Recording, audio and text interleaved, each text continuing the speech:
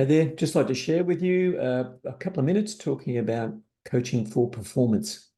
And that's what I refer to it as in terms of team leaders and team members working together to understand what is it we're trying to achieve and how do we manage performance on the way through. So this is called coaching for performance. Quick overview on what the process and the method is about how we do it. So first of all, we have a key set of principles. So it's all set up and backed up, if you like, by the processes and the tools and the techniques that we use. But there's a set of principles about how that's guided. And one of those guiding principles is to work through the triad of the emotional contract. So the three contracts that we have with an employer. One is the physical contract, that's about the engagement of the employment. The second one is the psychological contract about how I feel about working for that organization. But the triad of the emotional contract is possibly the most important one when it comes to really understanding a person's engagement in their work and in their workplace. And this is where it becomes the relationship between the team leader and the team member. And it needs to have this model applied to it. And we consciously apply that. Additionally, into that, then we have a whole toolkit that's around coaching for performance, which applies these principles and these processes, and also allows us to have more meaningful KPIs, which are outcomes-based rather than activity-based. But in here, there's a whole stack of techniques around how we do things, and then we spell out all those processes in coaching for performance.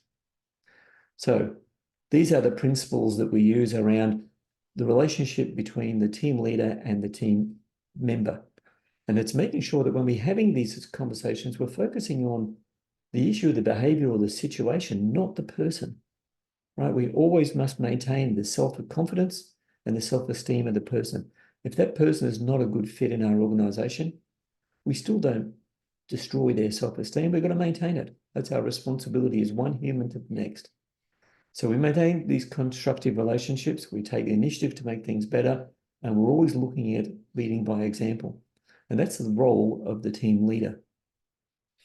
We can look at theories, and there's lots of psychology and theory that fits into behind the coaching for performance approach, and particularly Alderfer's ERG theory, as it's known. And this is about existence, relatedness, and growth. And that's what the individual is looking for within the team. So a team member is looking for an existence. They want to be able to exist in the team and feel comfortable around it, to relate to other people, and also have the opportunity for growth. It's not that everybody wants to learn something new all the time, but we got to have an opportunity for it. So they're the principles around coaching for performance. And then we have the whole toolkit. And the toolkit fits into, again, to this process.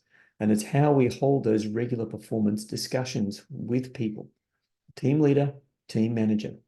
How we agree the standard of performance. And that's not just numbers and KPIs, it's about behaviors as well. And we can review that performance. How we give people feedback and counseling on this stuff. And we build the action plans and we monitor and evaluate, but there's a process through this. And it's the way the team leader does it that builds a trusting relationship. And it's through that trusting relationship that we have more valuable conversations and more engaged team members, focusing on the things we need them to focus on. How to agree and set standard of performance, the process is here. So we work through it in coaching for performance, step by step. Recognizing achievements, it's here. It's a step-by-step process that we go through it. It's not being glib about it. It's actually a deliberate process. Taking corrective action, right? There's an area of these activities are about identifying and agreeing what the problem is, then collectively agreeing what a solution could be, and then moving forward. How do we do that? And there's a process about how we do it. And having these one-on-ones over time with people in the same way, applying these same principles allows us to establish a basis of trust. And in that relationship of trust, we can have honest conversations.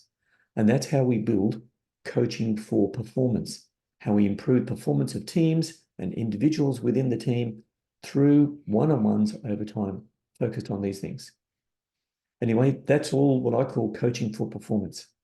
There's a lot more information on this URL here. I'll put that into the comment in the video.